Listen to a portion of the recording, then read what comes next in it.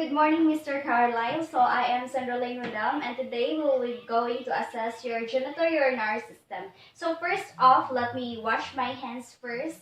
Then I will put on the gloves so that we can assess your genitourinary system.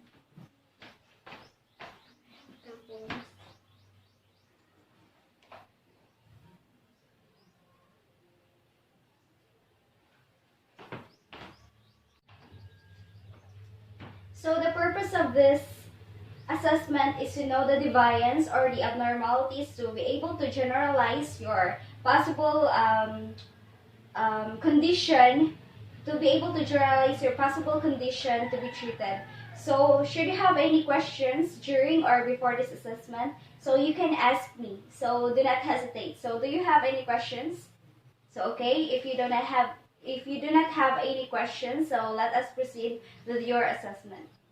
So first, if you want to pee, you can pee on that area. So that our assessment will have a definite flow, or it will be smooth.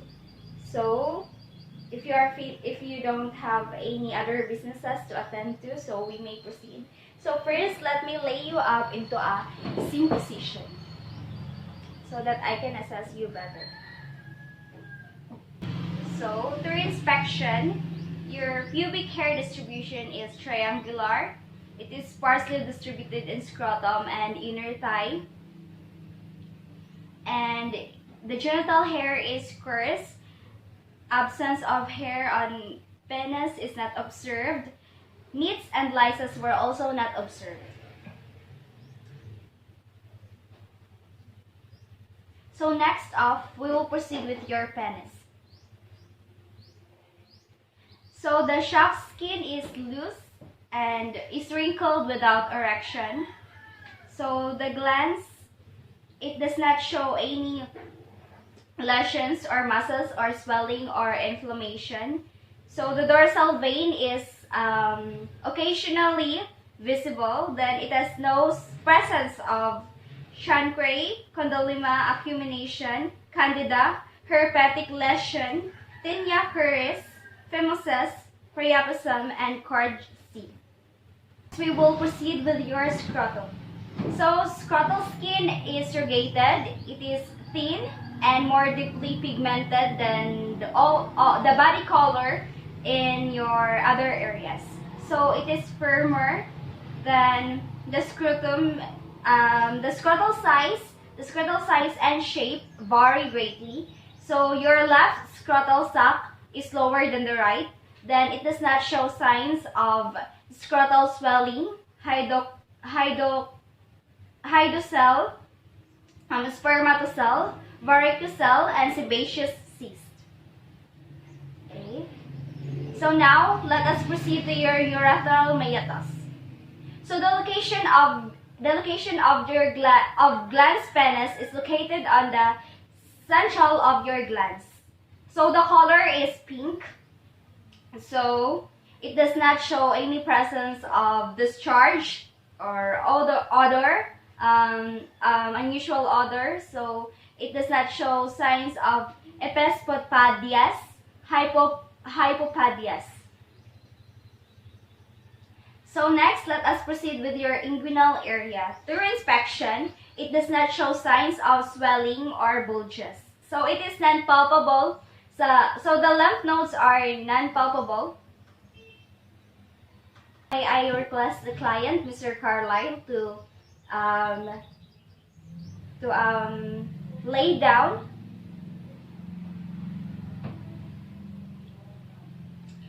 So that I can note any bulges in your inguinal area. So there are no swelling or bulges. So the lymph nodes are non-palpable. So let us proceed with your rectal area. So the skin of your rectal area is intact with slightly darker pigmentation around the anus.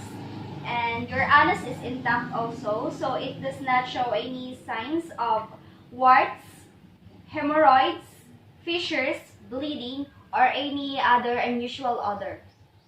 Let us proceed to the next part of the assessment, which is the palpation of your male genitalia. So we will start off with your penis. So in palpating your penis, I will use the thumb of my hand and the other two fingers. So I will now palpate your male genitalia, your penis, specifically your penis.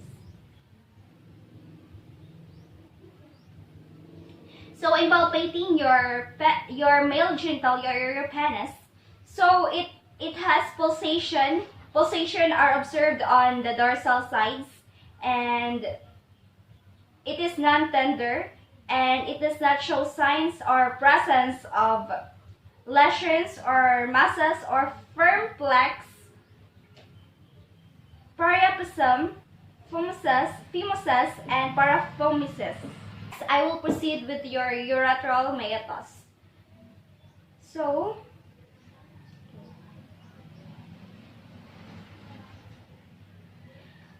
in palpating your urethral meatus, so there were no discharge, drainage, or inflammation observed.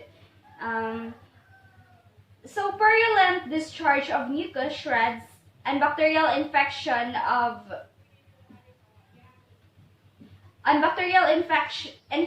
causes inflammation with leukocytes shredding tissue cells and bacteria. So next we will proceed to the palpation of your scrotum. So in palpating, I will use again my thumb, then the other two fingers. So in palpating, I will be palpating your scrotum, then your vas deferens, then your epididymis. So let us proceed.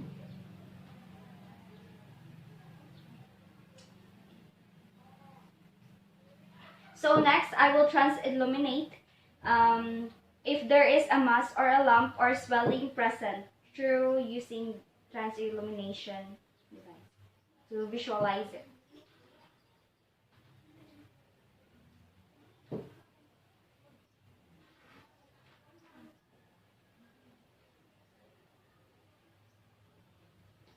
So scrotum contains a testicle and epididymis on each side. So the testicles are firm but not hard, and it is oval and smooth. Then the sizes are equal. Then sensitive, it is sensitive to pressure, but it is not tender. Then epididymis are comma-shaped, distinguished from testicles. It is insensitive to pressure. So there are no presence of cryptorchidism, orchitis, atrophic testicle, and scrotal edema. So in trans-illuminating it, so there are no red glow observed. So please note that the red glow, if I trans-illuminate, which turns out to have a red glow, so red glow in trans-illumination so represents serous fluid within scrotal sac. So it occurs in hydrocele and spermatocele. So moving on to your inguinal area. So I will now palpate your lymph nodes. So if you experience any discomfort or pain, so you can just inform me while I do the palpation. So do not hesitate to inform me, okay? So let us proceed with your horizontal lymph node.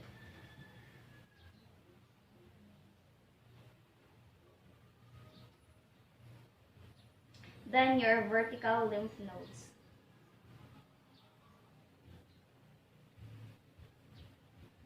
And your hernias.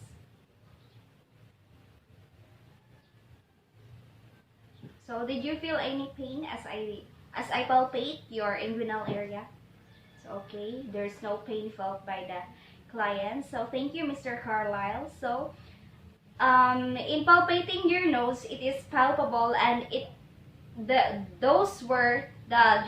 lymph nodes were less than 1 centimeter and are freely mobile. So there were no presence of unilateral and bilateral enlargement of inguinal lymph nodes. So there were no indirect and direct inguinal hernia as well as femoral hernia. We will proceed with your rectal.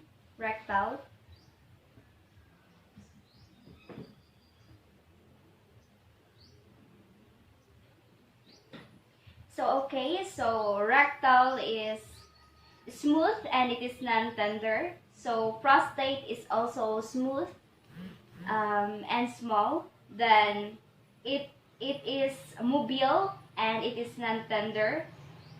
So the bulbourethral gland does not show any signs of non-tenderness, swelling, or mass or lesions. So medial sulcus is also palpable.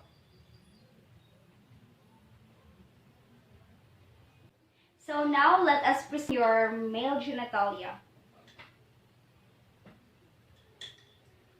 So this technique is used to detect scrotal masses.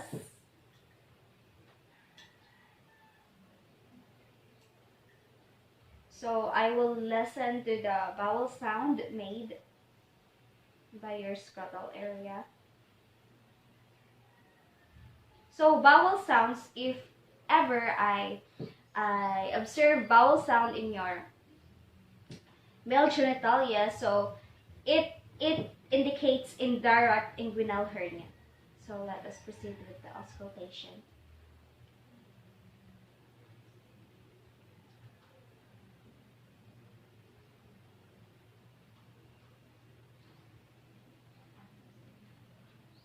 So okay, in auscultating Mr. Carlisle's male genitalia, so there were no vowel sounds heard.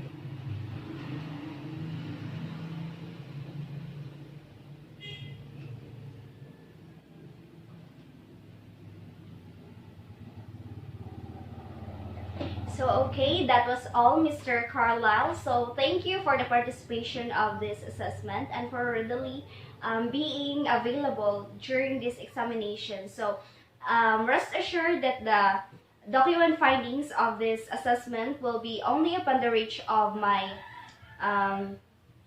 instructor as well as of my group members, and this will remain as confidential. So thank you, and I hope that you'll have a good day today. So again, thank you.